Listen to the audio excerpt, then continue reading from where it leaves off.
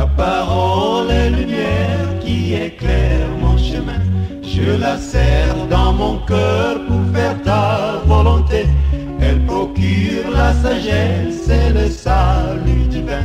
Elle me place loin du mal et m'enseigne ta bonté.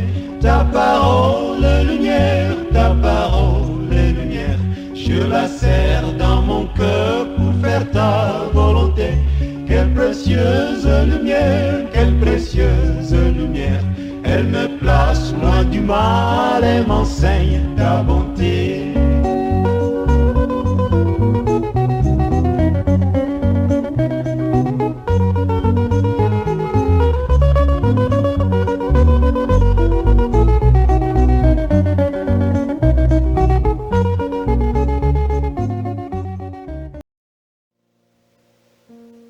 Bienvenue dans votre émission Si et si on déclarait ensemble.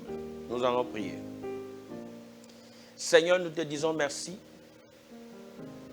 Merci pour la puissance de ta parole. Merci pour la puissance de ta parole dans nos bouches. Seigneur, nous voulons la déclarer. Je prie. Avant de déclarer, parle à chacun. Et que cette déclaration apporte des résultats probants dans chaque vie au nom de Jésus. Merci Père parce que nous savons que tu l'as fait. Au nom de Jésus, nous avons prié. Amen. Je ne mourrai pas, je vivrai. Je ne mourrai pas, je vivrai. C'est le thème de notre émission de ce jour. Nous allons lire Psaume 118, le verset 17. Psaume chapitre 118, le verset 17. Je ne mourrai pas, je vivrai et je raconterai les œuvres de l'Éternel. Je ne mourrai pas, je vivrai et je raconterai les œuvres de l'Éternel. Ça, c'est le psalmiste qui déclarait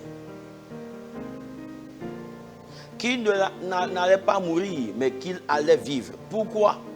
Regardez le verset 13. Disons le verset, à partir du verset 11, mais à partir du verset 10 pour bien comprendre. Toutes les nations m'environnaient. Verset 11. Elles m'environnaient, m'enveloppaient. Verset 12. Elles m'environnaient comme des abeilles. Verset 13. Tu me poussais pour me faire tomber.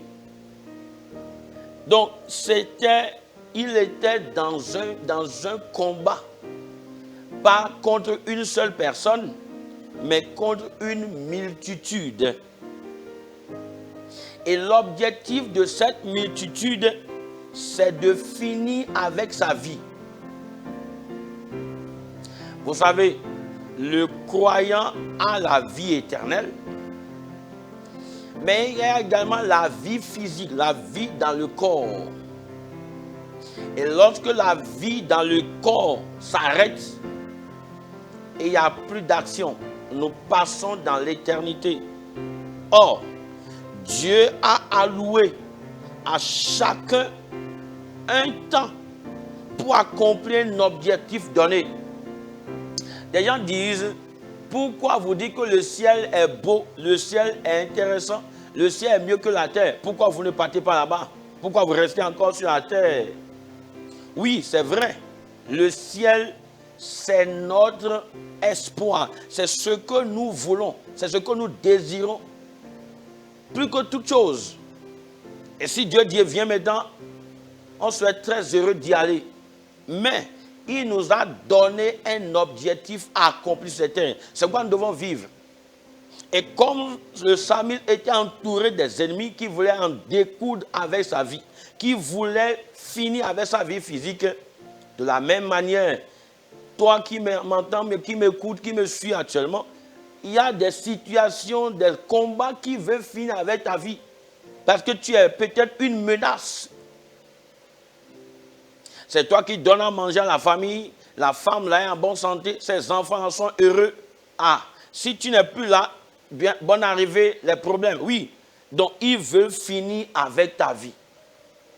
C'est toi qui aides les gens dans la famille. C'est toi qui es venu dans le service là et les choses ont changé. La corruption a commencé par s'arrêter. Tu deviens une menace.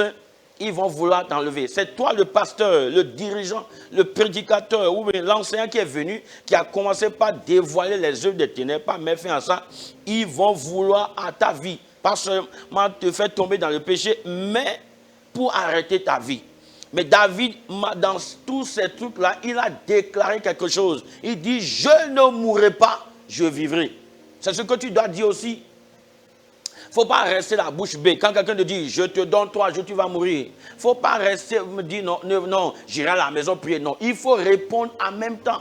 Je ne mourrai pas, je vivrai et je raconterai les merveilles de l'Éternel. Est-ce que tu peux en déclarer un peu? Tu vas déclarer, je ne mourrai pas avant mon temps, au nom de Jésus-Christ. Déclare-le avec moi, je ne mourrai pas avant mon temps. Rien et personne n'écoutera ma vie au nom de Jésus. Rien et personne n'écoutera ma vie au nom puissant de Jésus. Je ne mourrai pas, mais je vivrai. Au nom de Jésus, tu ne mourras pas, tu vivras. C'est très important de confesser ça. J'ai appris l'histoire.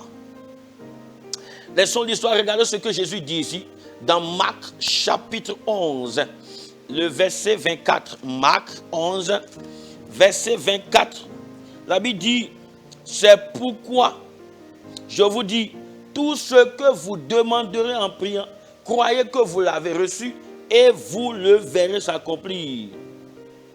Maintenant, regardons le verset 23, il dit, je vous le dis en vérité, si quelqu'un dit à ces montagnes, ôte-toi de là et jette-toi dans la mer, et s'il ne doute point en son cœur, mais croit que ce qu'il dit arrive, il le verra s'accomplir. Il aura ce qu'il a dit. Si tu dis que tu ne vas pas mourir, tu ne mourras pas. Il n'y a pas ce sorcier-là. Il n'y a pas ce méchant. Il n'y en a pas. La Bible dit que la vie et la mort sont au pouvoir de la langue. Tu vas encore déclarer. Mon commerce ne mourra pas au nom de Jésus. Mon foyer ne mourra pas au nom de Jésus. Mes enfants ne mourront point au nom de Jésus. Ah, mon mariage ne mourra pas au nom de Jésus-Christ. Tout ce qui me concerne ne mourra pas. Ce n'est pas seulement la mort physique.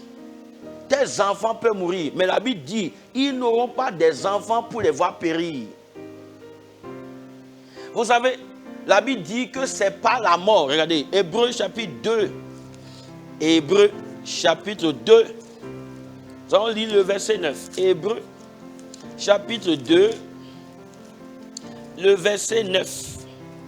La Bible dit,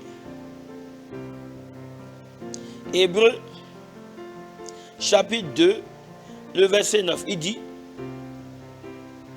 mais celui qui a été abaissé pour un peu de temps au-dessus des anges, Jésus, nous le voyons couronné de gloire et d'honneur à cause de la mort qu'il a souffert, afin que par la grâce de Dieu, il souffrit la mort pour tous. Il convenait en effet que celui pour qui est parti sont toutes choses et qui voulait conduire à la gloire beaucoup de fils, éleva à la perfection par la souffrance le prince de leur salut. Jésus a souffert la mort pour nous tous, pour que nous ne mourions pas. Et il a dit, je remplirai le nombre de tes jours. Si tu ne vis pas, tu ne peux pas accomplir le plan de Dieu pour ta vie. Tu dois vivre. Et Satan le sait. Les agents de Satan le savent. Ceux pour qui tu es devenu comme une menace, ils le savent. Ils disent, si on finit avec lui maintenant, c'est terminé. Mais ils ne vont pas finir avec toi. C'est pourquoi tu vas encore élever la voix. Jésus est mort pour moi, pour que moi je vive. Ainsi, je ne mourrai pas. Je vivrai au nom de Jésus. Cette maladie ne va pas me tuer. Ce problème ne va pas me détruire. Est-ce que tu es en train de déclarer? Je ne mourrai pas, je vivrai. mon commerce, mon entreprise, mon mariage, mon ministère ne mourront pas au nom de Jésus-Christ. Tu vivras au nom de... Regardez, Jean chapitre 19, verset 1. Jean chapitre 19. Tu ne peux pas mourir. Il y a des raisons pour lesquelles nous ne devons pas mourir. Jean 19, verset 11. Jean chapitre 19, verset 11. Il dit, Jésus répondit, tu n'aurais sur moi aucun pouvoir s'il ne t'avait été donné d'en haut. Voyez ça? C'est Pilate qui parle, dit, ne sais-tu pas que j'ai le pouvoir de te crucifier ou bien de te relâcher? Jésus a dit, c'est faux. C'est la même chose, mon frère, ma soeur. Personne n'a de pouvoir sur toi que si Dieu ne lui donne ça du ciel. Et dis-moi, Dieu peut-il donner comme ça un pouvoir avec plaisir à l'ennemi de ses enfants pour qu'il puisse les tuer? Non. Nous sommes ici pour un objectif. Il y a des vies qui doivent être transformées à travers toi. Pourquoi tu vas mourir? Il y a des vies qui doivent être secouées à travers toi. C'est pourquoi tu ne dois pas mourir. C'est pourquoi tu vas déclarer. Aucune force dans ce monde n'a de pouvoir sur moi au nom de Jésus. C'est pourquoi je vivrai et je ne mourrai pas au nom de Jésus-Christ. Déclare-le. Que Dieu vous bénisse. Seigneur, merci. Au nom de Jésus-Christ. Amen.